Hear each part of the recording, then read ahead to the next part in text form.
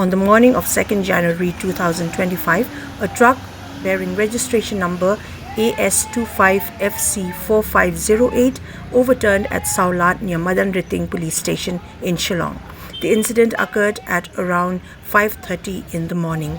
The truck loaded with tons of dried fish reportedly collided with another truck that had been left at the site following an earlier accident last year.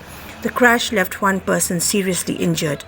Efforts to recover the overturned vehicle proved challenging as authorities and a recovery truck struggled to remove it from the scene. An investigation into the cause of the accident is currently underway.